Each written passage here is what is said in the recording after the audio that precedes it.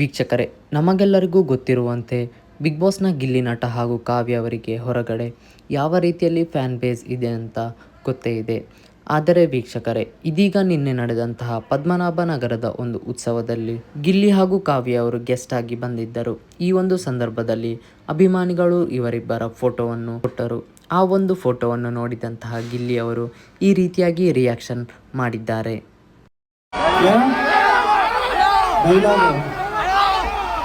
ಡೈಲಾಗ್ನಲ್ಲಿ ಸುಮಾರು ಸ್ಟೇಜ್ ಮೇಲೆ ಹೇಳ್ಬಿಟ್ಟಲ್ಲಿ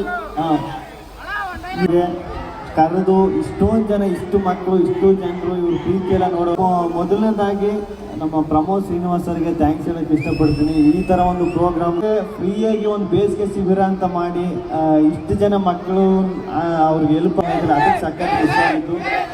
ಆಮೇಲೆ ಇಷ್ಟು ಜನ ಮಕ್ಕಳಿಗೆ ಆಗುತ್ತಾರೆ, ಅವ್ರ ಫ್ಯಾಮಿಲಿ ಅವರೆಲ್ಲ ರೀಲ್ಸಲ್ಲಿ ನೋಡ್ತಾ ಇದ್ದೆ, ಅವರು ಇವ್ರ ಬಗ್ಗೆ ಪ್ರಮೋದ್ ಸರ್ ಬಗ್ಗೆ ಮಾತಾಡಿದವ್ರ ಪೇರೆಂಟ್ಸ್ ಎಲ್ಲ ಸಖತ್ ಖುಷಿ ಇದೆ ಸರ್. ನಮ್ಮನ್ನ